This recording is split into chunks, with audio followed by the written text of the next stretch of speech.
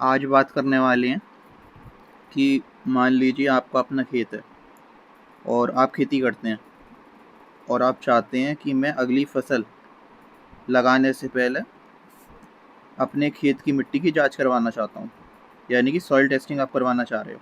तो क्या तरीका रहेगा इसके बारे में अभी हमने पढ़ा भी था, स्कीम भी हमने देखी थी सॉइल हेल्थ कार्ड वाली। लेकिन वो सॉइल हेल्थ कार्ड की जो स्कीम होती है वो उन फार्मर्स के लिए होती है जिनके पास में अपनी ज़मीन है।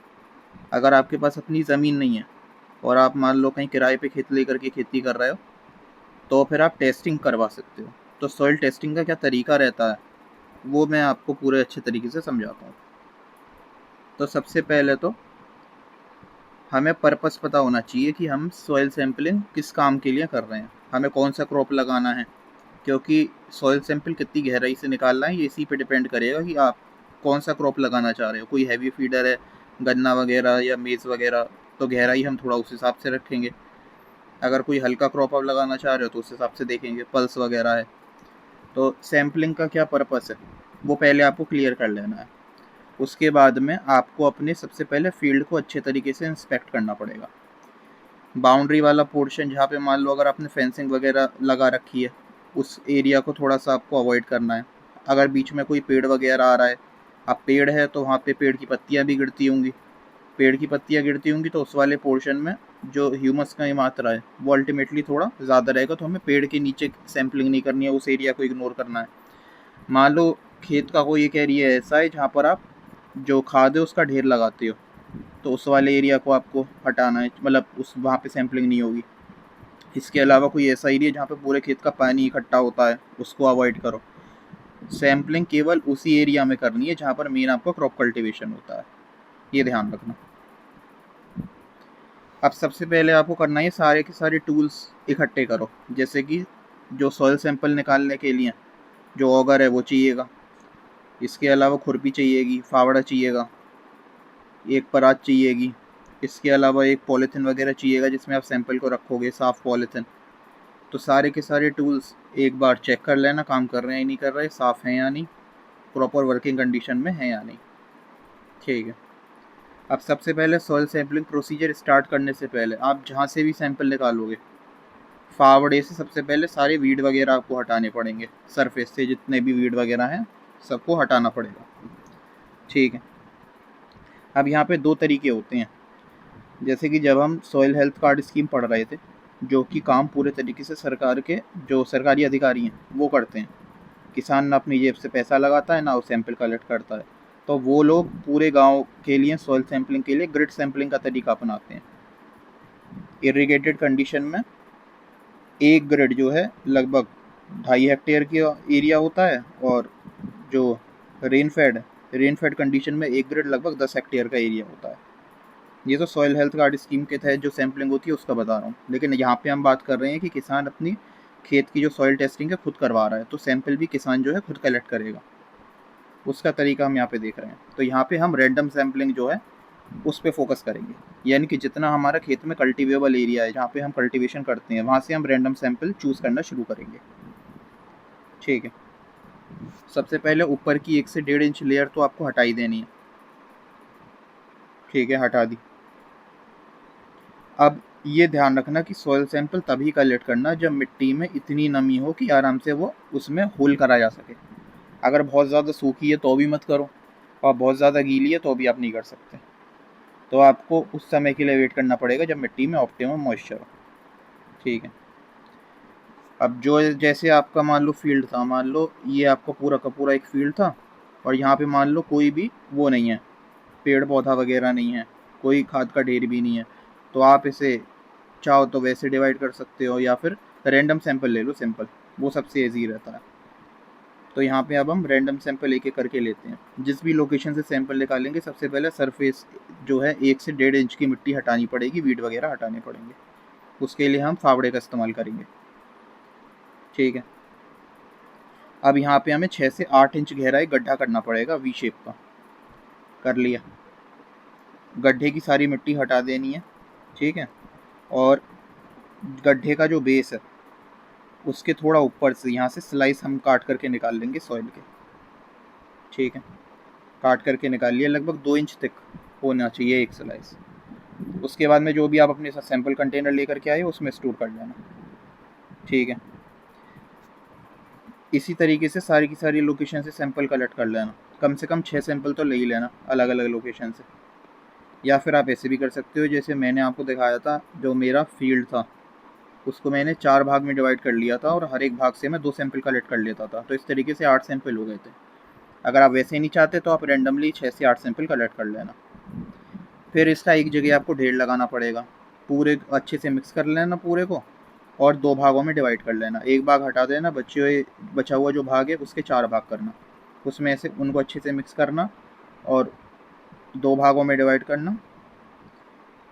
उस आधे भाग को हटा देना और बचा हुआ जो आधा है उसका फिर से 4 भाग आपको करने पड़ेंगे।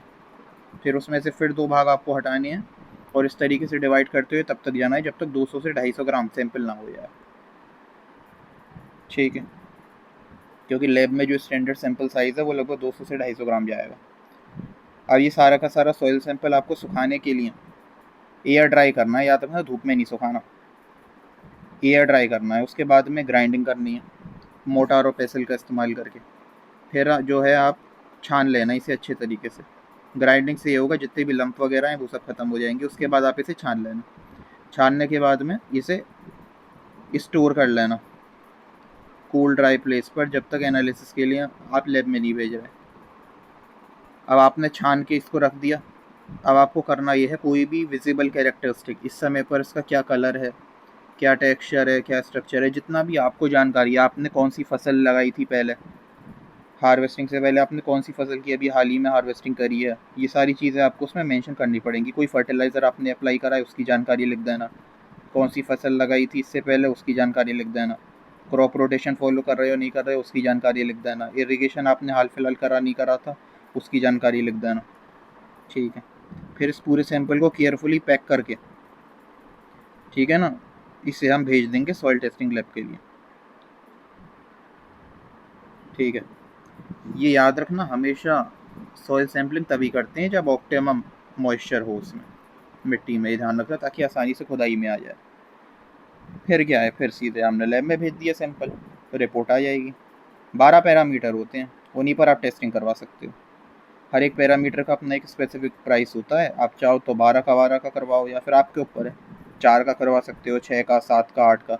लेकिन जिन किसानों का सॉइल हेल्थ कार्ड बनता है, जिनकी अपनी ज़मीन होती है, उसमें सरकारों ने 12 के 12 पैरामीटर जो है उस पर सॉइल हेल्थ कार्ड तैयार करके देती है।